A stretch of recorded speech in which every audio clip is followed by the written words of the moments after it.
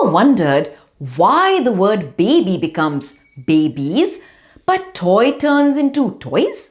There's a sneaky little rule hiding in words that end with Y. It all depends on whether the Y comes after a vowel or a consonant. This rule works for both nouns when we make them plural and verbs when we change their form.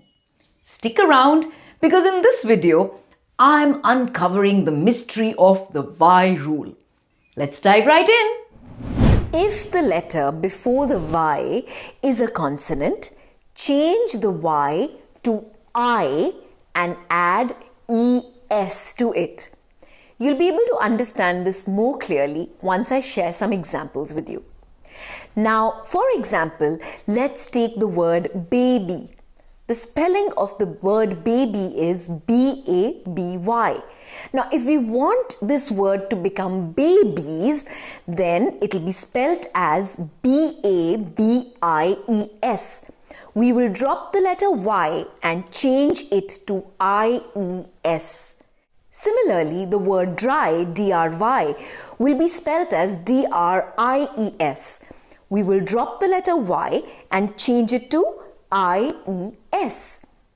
Lady, L-A-D-Y, will be spelt as L-A-D-I-E-S. We will drop the letter Y and change it to I-E-S.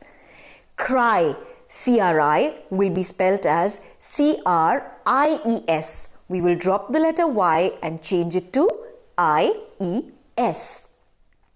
I hope you've understood why this is happening. This is a pattern that this rule follows, and this pattern will be more clear to you once you apply this rule to more and more words. Now let's add something more. If the letter before the Y is a vowel, just add S. Now in that case, you needn't drop anything, you needn't change anything to anything. For example, the word is boy, B-O-Y. If you're adding a number to it, it'll simply become B-O-Y-S. Similarly, day, D-A-Y, will simply become D-A-Y-S. Toy, T-O-Y, will simply become toys. Play will simply become P-L-A-Y-S. I hope you enjoyed learning about this rule.